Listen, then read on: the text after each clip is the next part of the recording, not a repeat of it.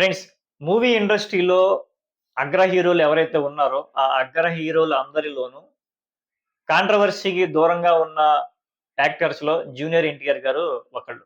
అయితే రీసెంట్‌గా జూనియర్ ఎన్టీఆర్ గారి స్పీచ్ వినడం జరిగింది. జూనియర్ ఎన్టీఆర్ గారి స్పీచ్‌లో అంటే 25 ఇయర్స్ కంప్లీట్ చేసుకున్న అంటే ఈ మూవీ ఇండస్ట్రీకి వచ్చి 25 సంవత్సరాలు కంప్లీట్ చేసుకున్న తర్వాత జూనియర్ ఎన్టీఆర్ గారు ఈ 25 సంవత్సరాల అన్ని స్పీచ్‌ల్లోనూ ఇప్పుడిచ్చిన స్పీచ్ కాస్త డిఫరెంట్‌గా ఉంది. కొంచెం ఎవరినో ఉద్దేశించి మాట్లాడినట్టుగా కూడా అనిపిచ్చింది. మీరంతా జూనియర్ ఎన్టీఆర్ గారి స్పీచ్ వినే ఉంటారు. అయితే చిన్న క్లిప్ విని మనం కంటిన్యూ చేద్దాం. నా పక్కన నాన్నగారు మా అమ్మగారు తప్ప ఎవరూ లేరు. ఒక్కడనే వెళ్ళాను, ఓపెనింగ్ సెరమనీకి వెళ్ళాను.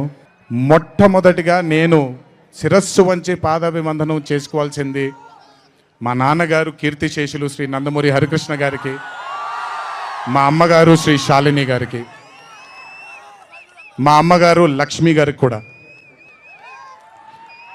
మా అన్నగారు కీర్తిశేషులు జానకిరామ్ గారికి, మా ఇంకో అన్నగారు నందమూరి కళ్యాణ్ రామ్ గారికి నిజంగా వాళ్ళ ఆశీస్సులు నా మీద ఉన్నందుకు నిజంగా నా ధన్యవాదాలు తెలియజేస్తున్నాను. అన్నిటికంటే ముఖ్యంగా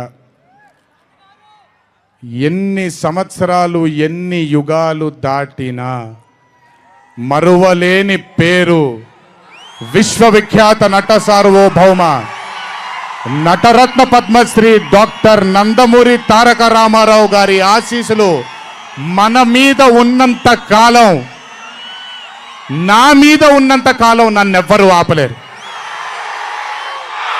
జూనియర్ ఎన్టీఆర్ గారు ఈ విధంగా ఎప్పుడూ మాట్లాడలేదు.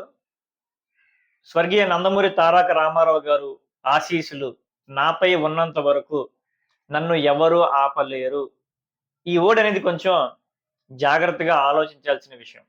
జూనియర్ ఎన్టీఆర్ గారిని ప్రతి సందర్భంలోనూ తెలుగుదేశం పార్టీ వాడుకొని, రాజకీయ పరంగా వాడుకొని, క్యాంపెయిన్ పరంగా వాడుకొని, సభల పరంగా వాడుకొని, అధికారం కోసం వాడుకొని జూనియర్ ఎన్టీఆర్ గారిని ఎప్పుడైనా సరే ఎప్పుడు కూడా వాడుకొని వదిలేయడమే జరిగింది.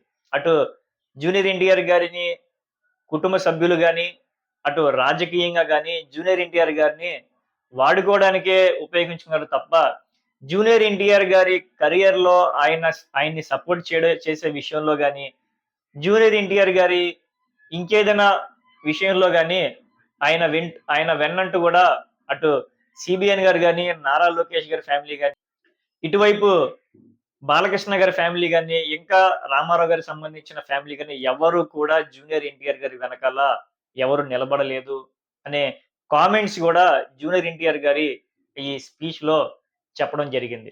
నారా లోకేష్ గారు అఫీషియల్‌గా ట్విట్టర్‌లో రజనీకాంత్ గారిని విషెస్ చేయడం జరిగింది. సంథింగ్ ఏదో 50 ఇయర్స్ ఏదో కంప్లీట్ అవ్వడం ఏదో జరిగింది.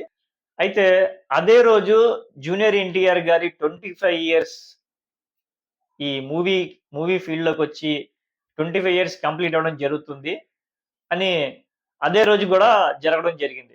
కానీ నారా లోకేష్ గారు మాత్రం జూనియర్ ఎన్టీఆర్ గారిని విష్ చేయకుండగా రజనీకాంత్ గారిని విష్ చేయడం అనేది కూడా ఇప్పుడు కొంచెం చర్చకు వచ్చే అంశం కింద కనిపిస్తుంది.